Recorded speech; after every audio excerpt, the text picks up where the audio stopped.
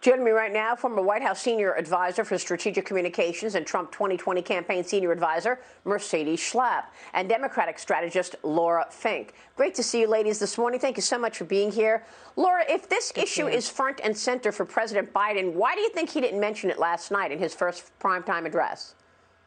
Because he was focused on the coronavirus and the economic crisis, Maria. But it doesn't mean that he's not doing things on the border. Secretary Mayorkas is working to ensure that the respect for immigrants on the border, particularly those children. We know that they were living in squalor sometimes in unsafe conditions in Mexico. Now we are working hard to make sure that they are able to be in safety while they're waiting to process their refugee claims. You know, President Biden didn't create the challenges of the Northern Triangle in Honduras and El Salvador and Guatemala, but he is working to address those directly. You know, we saw hurricanes, we saw drought, we saw other poverty conditions and violent conditions in those countries that are what's driving this. It's a difficult problem to solve. No, I'm actually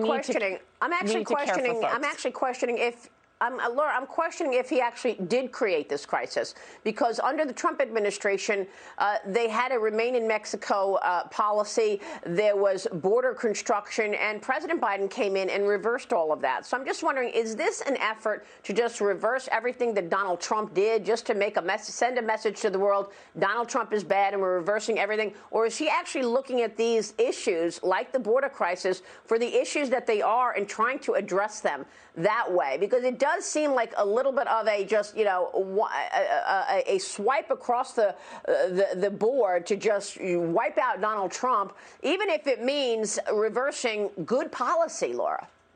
Well, millions of Americans voted to elect President Biden in a refutation of President Trump's policies. So I won't disagree with you that it is a refutation of his policies, one of which, and I live in a border community, one of which was to keep all of these migrant children across the border in unsafe conditions in Mexico. Now we are working hard, and the government is working hard to address this in a very humane way, to address it, addressing the needs of those children. That's different than the Trump policy, but it's not about spite. It's about care for those immigrants fleeing unsafe conditions in their own countries. And those conditions have only worsened over the last 5 months. Those are external conditions, not dependent on Trump's policies or Biden's policies, but the policies and the conditions in their own home countries. Yeah, well, what about the care of American citizens? Texas is suing the government right now because of the impact it has on Americans. Mercedes, weigh in here. Laura makes a point. Millions of Americans voted for Joe Biden. What are the numbers here? Let's see. Hillary Clinton, I guess, got 63 million votes, and we're told that Joe Biden got 81 million votes, Mercedes.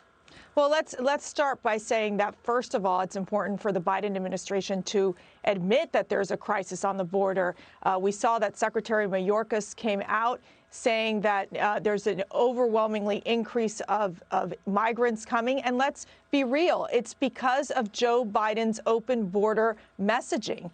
When you're talking about the fact that you're going to be increasing avenues for illegal migration, when you're talking about the fact that you reverse, for example, catch and release, which in essence, so many of these illegal immigrants will come to the country and then they're released and they never show up in the courts. This is problematic. Yes, this is what happens. And so what you all are pushing for is the fact that these children, these vulnerable families are coming through with the drug cartels and human traffickers. And that's the dangerous journey that we need to stop. And so to say that those individuals, those people were not safe in Mexico, well, let me tell you, President Trump worked very closely with the Mexican government in order to put in place these migration protection protocols in order to, and really worked well with the Mexican government. In what we're dealing with right now, our Border Patrol agents are overwhelmed. The detention centers are filled with minor children, in essence, being put in cages. So I think that for the Biden administration not to, first of all, admit that this is a crisis, number one. Secondly, it's very clear they don't have a plan. And thirdly, that they're sending this message, which has come to America. And as you saw, some of these immigrants wearing these Biden, please let me in T-shirts, it shows that you're only going to continue to see a surge, and it's only going to be a chaotic situation for Joe Biden and his administration. It's very disturbing. Laura, you want to respond to that before we move on to the stimulus? Well, there are too many fictions in what Mercedes was talking about to respond. Fictions, but I will say this: the challenge on the border, is real and it needs to be addressed. But it is driven and born of the situations in the home countries of the migrants. Wait a second. Americans have refugee protections, and we have options because that's the type of country that we are. Right. Do we need to address it? You all are supporting human traffickers and drug cartels. That is what you all are supporting. But it's driven by hurricanes and drought and violence in our home countries. To say that it's an immigration policy is just a fiction. Ladies, you're not doing anything good for our viewers, because our viewers don't understand what's being said because you're talking on top of each other. First off this, Laura, you just said Mercedes had fiction. What was fiction? Well, it was a fiction that Donald Trump took care of the migrant children across the border with Mexico. I live in a border community. That simply wasn't the case. The conditions were appalling. He also didn't expedite their processes. I'm sorry? What are the conditions right now? What are the conditions right now? The conditions right now are working to get these children across the border and in eventually with families and reunite families, which also was a policy of Trump at the border to separate families, which is a policy that Joe Biden ended. Those are humane moves that I think the American people voted for. They want to see humanity and care at our border. Yeah.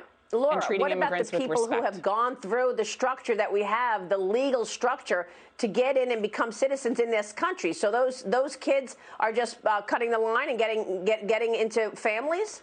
It's not about cutting the line. It's a totally different process. It's applying for refugee status and protections as opposed to applying to a path for citizenship, which I'm glad you brought that up because that is on the table as well, something that the business community agrees on, comprehensive immigration reform, working for those immigrants you're talking about and their families living in this country, undocumented, working, paying taxes, supporting the economy. These are the things. This has been on the table in a bipartisan way for many years, but people haven't been able to get it done. President Biden's going to try. Mercedes. Well, I mean, obviously, Laura, it's important to understand that there's hundreds of thousands of cases, of immigration cases, and it takes years for these immigration cases to be processed. And when President Trump came in several times to work with the government, with the Democrats, on ensuring that there's border security, on ensuring that we could ensure that the Border Patrol agents had what they need to deal with the border crisis, the Democrats walked away. It is very clear that the Democrats have pushed forward an open border policy. It's why you're seeing this surge occur. He only wanted a wall. He didn't want any of that. Oh, that is so not true. I'm happy to provide you with the proposals that we gave over to the Democrats, and they refused to come to the table to work with us. So that is not accurate. The wall. And that was all it was. Guess his what? Entire policy. No, it wasn't. I'm happy to send you the proposal where it was a comprehensive immigration reform, even including providing resident status to the DACA recipients. So I really don't want to hear the fact that you think that it's to say that it was just the wall. The wall used them as a political football to build his wall. Now, the wall works. To say that it was just the wall is also inaccurate, Laura. Come on, give me a break. And Secretary Pompeo did heavy negotiations with all of those three countries to ensure that we could have this remain in Mexico policy, to ensure that we had a process before they came in here outside of the United States. So there was a lot of negotiations going on and work around the border. We all know that already. Mercedes Schalpp, Laura Fink, thanks very much for the debate.